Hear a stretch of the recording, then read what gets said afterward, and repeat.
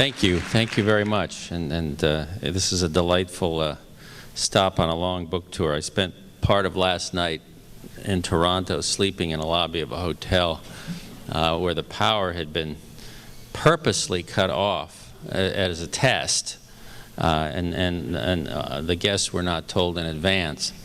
It was quite a scene. So I'm a little bit groggy, but I appreciate the welcome. I appreciate the soundtrack, Mr. Buffett. I just spoke to Jimmy, ironically, this afternoon, and he wanted me to go fishing, which is an act of cruelty on a book tour to call somebody and ask them if they want to go fishing. I can't hardly catch my breath. I'll talk a little bit about Star Island, and I'll talk a little bit about sort of the process, and I guess I'll go back to when I was just to understand how you get from the newsroom to the world of the novel. When I got out of the University of Florida, where I'd been writing this hilarious column, I just couldn't understand why no newspaper wanted to hire a 21-year-old kid to write on the op-ed page. I thought, well, wouldn't you want someone who's never been anywhere or done anything to be giving his opinion on everything? Point, some Colombian drug assassins had come to South Florida to sort of enforce and put in place their cocaine network, and they were just shootouts in the streets, machine guns, all this wild stuff. And a dear friend of mine, Bill Montalbano, who was a foreign correspondent at the Herald, also edited me sometimes, said, you know what, this is crazy. We should write a book about that. And I remember I'd written this story about this guy, real-life guy, Colombian guy named, and his nickname was El Loco. Now, he was a master of disguise. He was a suspect in a large number of homicides, very violent guy. His real name was Conrado Valencia. I'll never forget it. And so, and at the time, this is how Miami has changed. At the time, this was the first guy who ever called himself El Loco.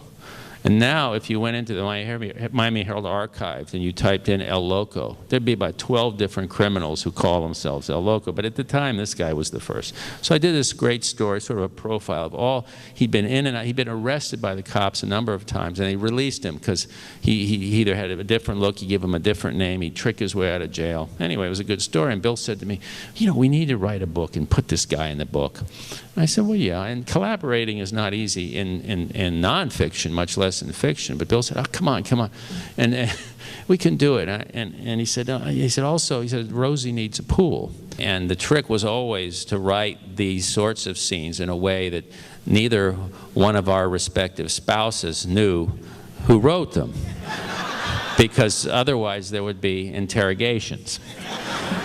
And so our plan, our story, and we stuck to it, was whenever we were questioned who wrote that, I would always say, oh, Bill. Bill did that on one of his China Jags. And then he would do the same if Rosie asked him anything else. Like, Carl wrote that. He's sick. He's a really disturbed person. And so we'd always have that to play off on. Here's what I do. I get a bunch of characters who interest me, and I put them on this little stage in my brain, and they all sort of collide and bump into each other, and the plot spins out of the characters. I have a premise going in. In Star Island, I knew I wanted to write about a sort of a derailed pop star with minimal talent, because that's all I was seeing on television, and I was just sick of it. I knew I wanted to write about a paparazzo, about one of the photographers chasing these no-talented pop stars. Because novelists gravitate to lowlifes and despicable character. We love, the slimier a character is, the more fun it is to write that character. I got an article from, I don't know whether it was from Audubon magazine, one of the magazines, about a guy in Pennsylvania, a state trooper in Pennsylvania, who was the roadkill king of Pennsylvania. If there was a dead deer, dead pot, anything dead on the road, he would get the call, and he would zoom over and scarf it up. And his whole freezer was full of dead deer, whatever he could clean and keep, he did. He'd waste not, want not. And I thought, this is quite a hobby. And so, I have these little clippings, so I thought, well, why don't I make a skink, sort of a roadkill guy. He lives in the woods. Why not? There's so much roadkill in Florida. He'd never go hungry. So I threw that little detail in. And then he was only supposed to be on stage in that book, not even a whole chapter. But I liked him so much, and all of a sudden he started saying and doing things that really appealed to me. And then he really took over as sort of the moral gyroscope of that novel. He became sort of larger than anything I anticipated, and that's part of the fun. That really is part of the fun of creating these little set pieces. And I always know this, that something really bad was going to happen to the bad guy in the end. Something really vile and disgusting was going to happen, because when you invest, when you create a character that's so loathsome to readers, it's really not fair just to have him have a heart attack and keel over at the end of the book. It's not fair to just have somebody put the handcuffs on him and take him to jail. There's no satisfaction in that. There's no visceral feeling of justice. You have to have something excruciating and prolonged and poetic if you can.